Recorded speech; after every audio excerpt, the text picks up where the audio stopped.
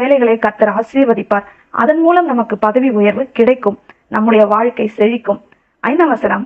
அவனை தன் வீட்டுக்கும் தனக்கு உண்டான எல்லாவற்றிற்கும் விசாரணைக்காரனாக்கினது முதற்கொண்டு கர்த்தர் யோசேப்பின் நிமித்தம் அந்த எகிப்தியன் வீட்டை ஆசீர்வதித்தார்.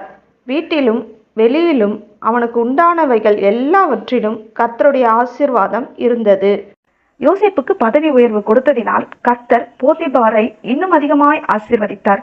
வீட்டிலும் ஆசீர்வாதம், வெளியிலும் ஆசீர்வாதம், அவனுக்கு உண்டான எல்லாவற்றிலும் ஆசீர்வாதம். வசனம் சொல்லுகிறது கர்த்தருடைய ஆசீர்வாதம் இருந்தது என்று. இந்த ஆசீர்வாதத்தை வெறும் ஆசீர்வாதம் என்று சொல்லவில்லை, கர்த்தருடைய ஆசீர்வாதம் என்று சொல்லுகிறது. கர்த்தருடைய ஆசீர்வாதம் என்பது உலகபூர்வமான ஆசீர்வாதம் போன்றதல்ல. நீதிமொழிகள் 10:22 சொல்லுகிறது கர்த்தருடைய ஆசீர்வாதமே ஐஸ்வர்யத்தை தரும், அதனோடே அவர் வேதனையை கூட்டார் என்று. கர்த்தருடைய ஆசீர்வாதம் மிகுந்த ஐஸ்வர்யத்தை தரும், ஆனால் அதனாலே